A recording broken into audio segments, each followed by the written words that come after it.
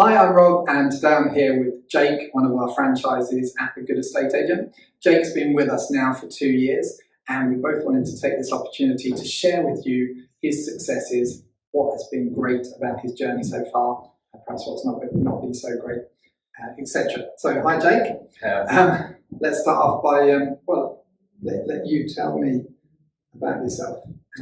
Yeah, no problem. Cool. So I've had a number of jobs over the past sort of 14 years, whether it's been in sales, whether it's been in management, a lot of corporate businesses. Always wanted to work for myself, never really had the opportunity to do so.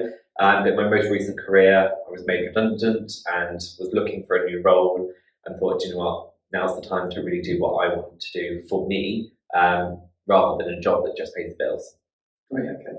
And, was there anything that inspired you to get into a estate agency? Yeah, I obviously looked at other industries, tying it into what I've done previously in the past, but a bit of a cheesy one, but watching Selling the Sunset on TV really inspired me into sort of property and real estate. Obviously, I knew it wasn't going to be as shiny as it was on there, but it did make me think, do you know what, that's where my skills are transferable, that's where it can lie, that's where things are transitioning into future and modern ways of selling property, and definitely thought that's something I could jump into.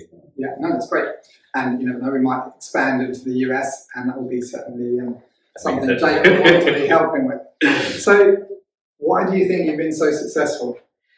So for me, in my area, I kind of set out when I started to say that if an estate agent does it, I don't want to do it, apart from the things you have to do as an agency. So I wanted to be very different and modern in terms of how we offer our service. So number one, being available 7 days a week at times that suit customers, suits me as well because I can do it around my work-life balance, but also having that personality and having the face of the brand that people recognise. So rather than it being the Good Estate Agent over the door and on the banners, I want people to see that it's Jake at the Good Estate Agent rather than the other way around. And same when taking on agents, we're doing the same thing. We're trying to build their brand so that they've got an element of our business within the business as well. Okay. Yeah, that's great. On that note, so what do you think is the best advice you could give someone who's joining the Good Estate Agent? Enjoy it. If you take the energy and go out there with your customers and really connect with them and show real interest in what they're wanting to do, then there's no reason why you shouldn't win instructions off the back of valuations. So one of the big things that I say to my clients is, what are they looking for from an estate agent? So therefore I can adjust my service to their needs, but I also focus on what's their end goal. So what do they actually want to achieve? Are they wanting to move house? Are they just wanting to release equity? And then I focus my services around those two elements that they've told me to make sure that I'm offering them a service that's personalised around them rather than a service that I want to give them, which is kind of what traditional estate agencies do, is say, this is what we offer you and end of, whereas we fully tailor our packages for that client. I think personally, from my point of view, that's exactly why you've been so successful, is that you really embrace the whole idea of the model, the whole idea of that personal service and caring about your customers, and that's what really counts. Can I ask you why the Good Estate Agent? Yeah, so obviously I looked into a number of different companies, but with yourself it definitely felt more family-led, a little bit more personable. So everybody at head office that we spoke to was fantastic. So they gave me lots of help and support along the way. The training journey throughout, having the additional training to do a qualification, which I've completed recently, that's all offered me an opportunity to start the business and get off the ground running, but also allowing me to run the business the way I want to run it. So using the brand and the logo and the systems and having that there at my fingertips, but being able to put together my own marketing strategy, my own business plan to actually drive my own business the way I want it run, rather than being told by other suppliers in terms of, business development manager telling you where you've got to go, how you've got to do it. This is my business and I run it the way I want to. No, that's great to hear because, as you know, we pride ourselves on the support and training. It's one of the key things we always say to people. It's something that never stops. it's unlimited. This is the whole point of us as a group, not just from us, but I know from you and many of the other franchises. Supporting, helping each other out. That's what it's all about. Which is obviously the benefits of being part of a network rather than being out there on your own. So you're getting all the best bits of running your own business with all the best bits of a dare I say, corporate structure, although we try not to be corporate, as you know. So that's great. So what challenges did you face when you started the business? Yeah, okay. So when I first started the business, main challenges I faced was that I'd never run a business on my own before. It was, working for corporate businesses. I had managers and support to lean on. So it was understanding where to go, what to do. So getting advice from accountants and financial advisors and kind of putting that business plan in place, which, called yourself, got some advice from that side. So that was the first hurdle I had to come over, was how do I actually run a business? Because I'd never done it by myself before. After that, it was getting that first listing. So getting that first listing was the hardest thing I think that I had to do. Was how do I get my first property? When I've got that first property, when does the next one come from? But actually that first order I got, and the sale happened very quickly. It was probably within 3 or 4 weeks of starting the business, I got that listing. I got that by just handing out leaflets. I had to walk the streets, posting letters through doors, and kind of just had to suck it up and get out there. But once that first listing went up, the next one came, and then that board went up, and another one came. And even to a point, we got board on one street, and we ended up selling 5 houses on that same street from that one for sale board.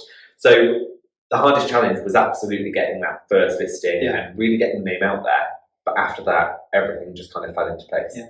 And that's great. I mean, it is a challenge, but I often say that that's the hardest thing, getting your first property. And if that's as hard as it gets, really it's just a bit of effort, isn't it? But it is. You get that first property because you're not an agent until you've got property. And people are going to look. So you've got to get that first over that first hurdle. But as you say, once you get that, then it's like social proof. You've got property. Now you can get going. So, what is the best thing that you love about being a business owner? For me, it's the flexibility. So, number one is the flexibility for my customers. So I'm available when they need me, because I don't have office hours, I don't have a salary that I have to stick to or work those hours to get that salary. So I'm able to really service my customers in the best way possible. But that flexibility is twofold. So yes, I can work flexible for my customers, but it allows me to do the school run in the morning every day. It allows me to pick up the kids from school when I want to and spend that time off. If I want to go away for the weekend, this weekend, I'll go, do you know what? Nothing's in the diary, nothing's planned, let's go away. And the business has provided that money to help that happen as well. So yeah, it's that full flexibility of doing the right thing for the customer, but doing the right thing for me, and at the same time enjoying the rewards of working for yourself and spending that money the way you want to spend it. No, that's great, and that is that's the reason why I started the business, started myself being self-employed, was for that flexibility in that time. And I think that's generally what people are after, and quite often that's seen as people, some opinions of she's selling the dream. So that is the reality. Yes, you then I'm not saying you don't work as hard.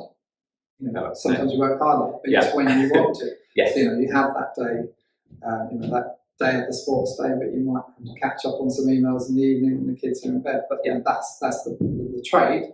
But there's some days, like for example, I'm flat out for 3 or 4 days, and that's the reality of it. But then the next day, I might have very few bits to do because I've caught up on it really soon. So actually, then I can really enjoy that day and make the most of it. So yeah, absolutely. That's great. Is there anything you would do differently if you were to start again? Yeah, so when I first started, I really focused on sales because it's kind of what I knew from buying and selling houses myself before. But I was scared of lettings, and I think a lot of people are scared of lettings that don't really understand it. But actually, when I understand the turnaround of income and how quickly you can actually get money from a lettings business to then reinvest into the business, it's much quicker. So actually, my emphasis wouldn't have been sort of 90% sales, 10% lettings, it probably would have been 50% sales, 50% lettings to try and build that business up. Because we're 2 years down the line now, and we've got an excellent reputation as being an agent who sells property, but we're now battling to build that lettings business up. Hence why we've just recruited a lettings advisor to focus on growing that side of the business for us. Yeah, no, that's great. And